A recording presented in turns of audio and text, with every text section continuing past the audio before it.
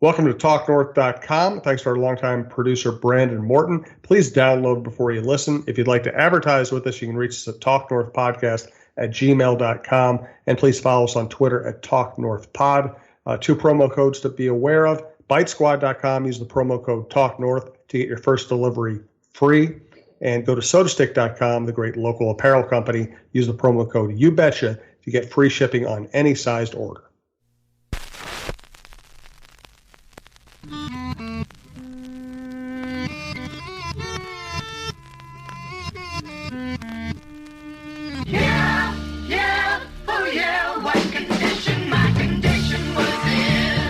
James Rowson is gone. I'm intrigued by that move and by what it means for his future, what it could mean for the Minnesota Twins. We'll ask Roy Smalley about it on Roy Smalley's Chin Music, part of the TalkNorth.com podcast network. Please subscribe at your favorite podcast app. We have Russo, Cheryl Reeve, John Krasinski, Roy, John Millay, all kinds of great people. Jeff Diamond on the network, and we're going to be expanding soon. Thanks to our producer, Brandon Morton, and our sponsors, Berry Coffee, your State Farm agent in Champlin, Tony Hoaglund, and Bitesquad. The promo code is TalkNorth for the Bitesquad thing. All right, so I want to talk about James Rowson leaving, the Silver Sluggers, who might be the American League Manager of the Year, and, of course, anything Roy wants to add to the conversation. Let's start with James Rowson. His team sets a record for home runs, and then he leaves to become the Miami Marlins kind of assistant manager, whatever the title is, and offensive coordinator. I know I got a lot of emails, people who are puzzled by this. I think there's a simple explanation. I'll let you give your explanation for this. Well, I think it's fairly straightforward too. First of all, his family's in Florida, and he's closer now, so I think that was a big thing for James. I think everybody knows now the esteem and high regard at which I hold James Rowson as a guy, as a hitting instructor, and as a guy, as a man. And so the Marlins are, I think, are getting a terrific hire. The second part of why it's fairly straightforward is this is a big step up for him. He was going to be the hitting coach for the Twins, and that would be it. He goes to be the bench coach for Don Mattingly and the offensive coordinator for the Marlins. It's a big role for him, and it's a stepping stone to be a manager if that's what he wants, and I think that's what he wants ultimately. So he will get to sit right next to Mattingly and discuss strategy and be involved in the running of the game.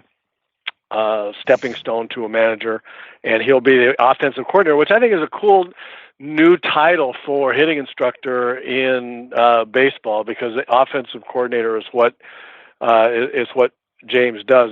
It has done for the Twins. It's more of a strategic. It gives him more of a strategic role in looking at his players, looking at what they're capable of doing, as example, the Twins, and as the offensive coordinator, saying, here's what we're going to do and not do. We're not going to take a lot of pitches trying to work the count. We're going to be ready to hit the pitch we want from the jump, and we're going to tattoo it as soon as we see it. And we're not going to steal a lot of bases. That's not what we do. And we're not going to bunt a lot, because that's not what we're going to mash, right? I mean, so it'll be interesting to see with the Marlins or whatever other team he ultimately goes to, how he adapts as an offensive coordinator, or hires an offensive coordinator if he's a manager, and how they work together. But I think the whole scenario is fairly straightforward in that way, and good for him. Yeah, and I'll add to that not many hitting coaches become managers. I think an offensive coordinator who's elevated above that position has a better chance of making that leap. And my guess that James eventually would like to be a manager. It's gotten better of late, but the pay disparity between managers and coaches used to be almost like 10-1, if not higher than that. I think some coaches now make better living than they used to. It used to be a very low paid position. But as managers have made more and more money and have pushed for better salaries for their coaches, a little bit of the discrepancy has been waived. But if you want to make money in that profession, you kind of need to become a manager. Really true. I'm sure he got quite a bit of raise to become, bench coach, assistant manager, and offensive coordinator. And so another reason good for him. But you're absolutely right. Hitting coaches don't become managers very often. Bench coaches do. Assistant managers or whoever the right hand guy is. And as an aside, I think the Twins are vulnerable to Derek Shelton leaving because he's developed quite a reputation in the game, rightfully so, and the fact that he was going to be sitting right next to Rocco Baldelli in a season where the Twins won 101 games and Rocco will be the manager of the year, I would think. His stock is really high right now. James Rowson's stock will be high for all the same kinds of reasons that Derek Shelton's is right now. First and foremost, he's a wonderful, relatable guy. I think in today's game, we've seen a premium on personalities that in the coaching ranks, coaching and managing ranks, that are guys that relate to their players and have an ability to figure out what kinds of ways they're going to run the club so that it fits the club that they have. Even from a personality standpoint, James Rowson fits that bill terrifically, and as he sits next to a big league manager with that title, it moves him into position to be considered for any other manager job after this next year. Yeah, I would agree. Who was the best hitting coach you ever dealt with? I mean, you were a very analytical guy yourself. Did you rely on hitting coaches, and if so, did one make an impact on you? Lou Piniella was the guy that had the biggest impact on me. Well, first of all, Gene Mauch, I should say Gene had me talk one spring. The Cincinnati Reds were in Orlando, where we trained back then in the dinosaur days, and Ted Kluszewski was the hitting coach that had worked with George Foster and had done so much great stuff with Foster, and Gene had me spend about 30 minutes before a game one time in spring training against the Reds with Ted Kluszewski, and he talked to me about just a minor adjustment in more my approach, not mechanics nearly as much as approach, what I was trying to do with the ball, what I was looking for in different things, and it turned me. I mean, it got me started at being a good offensive player. I mean, it was after doing that I had a off and on season trying to do what he was suggesting in the first year I did it, and then the next year, 78, I hit 19 home runs, and 79 I hit 24 and drove in 95 runs, and I'll go back to that quick conversation that I had with Ted Kluszewski, and then working with Mauch for a couple of years that launched me. After that, when I got traded I never really had a great hitting instructor after that, and all the other times, except for one. Lou Piniella was not the hitting instructor. He was an outfielder and DH, and everybody knows what a good hitter Lou was. Lou and I spent hours talking about hitting, and he helped me an awful lot as well. And then I have to tell you, when I got back to the Twins, 85, 86, 87, I thought Tony Leva was as good as it gets. And Tony's always been hampered, in my view, and other people's mind, by language issues. And I think he turned Puck around, Kirby Puckett around. Didn't turn him around, but he made him the power hitter that he was.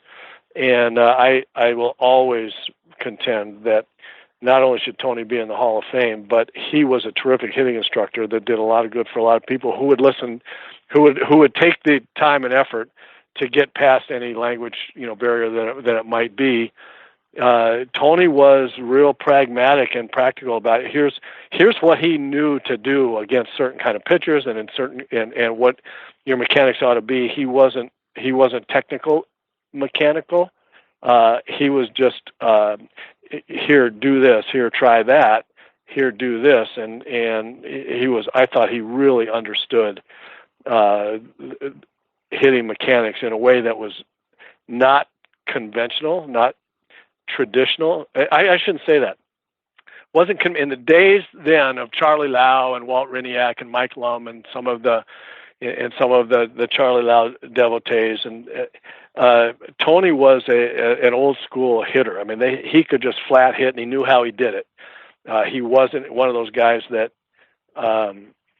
said I knew how to hit. I don't know how to teach it. You know, I mean, he wasn't kind of guy that was ineffective because he knew how but didn't know why. Tony knew why, and Tony knew, you know, how to convey that. I think, and I thought he was terrific and vastly overlooked in his ability to help hitters. Man, you brought up some great names: Lou Piniella, Ted Klazewski, Tony Leva, and I want to get into more of that. Do want to thank our primary sponsor, Berry Coffee. You can find them at berrycoffee.com. I just ran out of my French roast that I make at home with the machine that I got from Berry Coffee, and I'm an idiot. I can never remember like my customer number or anything like that. So instead of having to deal with a bot or having to remember a bunch of codes or anything else, I just called Berry Coffee, and they took care of me in about 3 minutes. They sent me a new batch out that has just been freshly roasted locally. This is not something being flown from across the country, and it arrived 2 days later, and you open it up and it smells like Christmas. Just that fresh, when the beans are really freshly roasted. The smell, it's one of my favorites. My wife doesn't like coffee, and she loves the smell of of both the brew and of the beans themselves. The machine I got, it grinds them right in the machine and then makes the coffee as it heats the water. It's fantastic. I was never really a coffee snob, in part because I never had that great a coffee. Now I'm kind of a coffee snob because I know what the good stuff is like, and I get it all through Berry Coffee. Go to berrycoffee.com, sign up, order some yourself, or just call them. They just have nice, friendly people working here in Minnesota who will help you out very, very efficiently. And it's just a pleasure. It's always been a pleasure to deal with them. Berry Coffee, berrycoffee.com.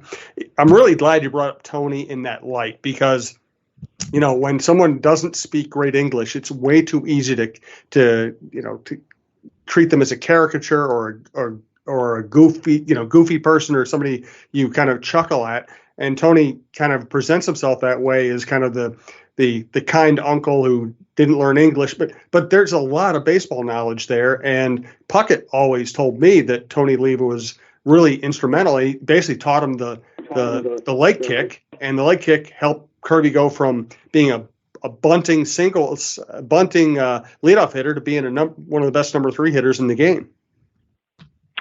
Absolutely true, and everything you said. And the other thing that I will add to the reason that Tony wasn't given more credit or more opportunity to be a really influential hitting coach, but in addition to the language difficulty, and I discount that. That is laziness, both physically and mentally, of the highest order that you can't get past the fact that Tony's Cuban accented English is more difficult to understand than other people's in some way, but it's understandable, and he's understandable. And when he's not, you say, "Tell me again," and he tells you again. And hitting is not so complicated that you have to have a phenomenal command of the pronunciation of another, non-native language words. I mean, I just think that's the height of folly that's even brought up. But the other thing about Tony is that he wasn't traditional or accepted in this way. He didn't have a whole bunch of drills, that for hitters to do. He wasn't a guy that said, do this off a tee or do this off a soft toss and do this and that. He would do that stuff, but it wasn't it wasn't like drills to get you to do something different. It was just do that different thing.